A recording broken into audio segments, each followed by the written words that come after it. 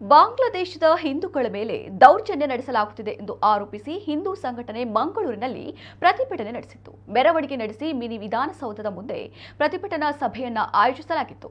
ಆದರೆ ಮೆರವಣಿಗೆ ಸಮಯದಲ್ಲೇ ಕಂಕನಾಡಿಯಿಂದ ನೆಹರು ಮೈದಾನ ತನಕ ಟ್ರಾಫಿಕ್ ಜಾಮ್ ಉಂಟಾಗಿತ್ತು. ಇದರ ಜೊತೆಗೆ ಮಿನಿ ವಿಧಾನಸೌಧದ ಮುಂದೆ ಪ್ರತಿಭಟನಾ ಸಭೆಯಲ್ಲೂ ವಾಹನ ಸಂಚಾರಕ್ಕೆ ಅಡ್ಡಿ ಉಂಟು ಮಾಡಲಾಗಿತ್ತು. ರಸ್ತೆಯಲ್ಲಿ ಕುಳಿತ ಪ್ರತಿಭಟನಾಕಾರರು ಕ್ಲಾಕ್ ಟವರ್ ಬಳಿಯಿಂದ ವಾಹನಗಳು ನೆಹರು ಮೈದಾನದ ಕಡೆಗೆ ಹೋಗದಂತೆ ತಡೆ ಒಡ್ಡಿದ್ದರು.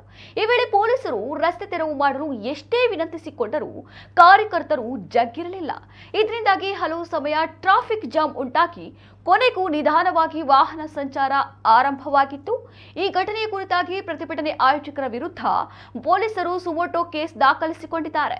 ಪ್ರತಿಭಟನೆಗೆ ಅವಕಾಶ ನೀಡುವಾಗ ನೀಡಲಾದ ನಿಬಂಧನೆಯನ್ನ ಉಲ್ಲಂಘನೆ ಮಾಡಿದ ಆರೋಪದ ಅಡಿಯಲ್ಲಿ ಈ ಕೇಸನ್ನ ದಾಖಲಿಸಿಕೊಳ್ಳಲಾಗಿದೆ.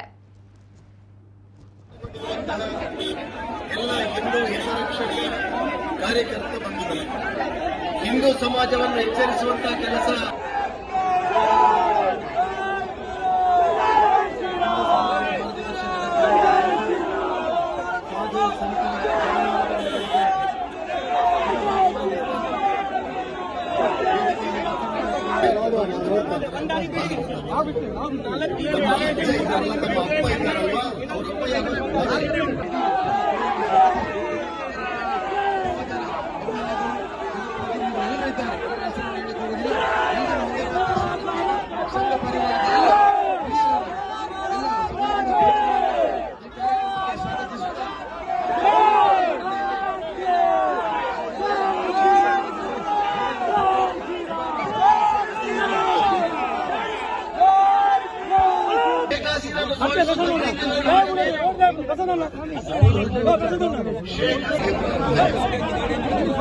ಅದೇ ವರ್ಷ ಡಿಸೆಂಬರ್ 16ನೇ ತಾರೀಕು ತನಕ ಈ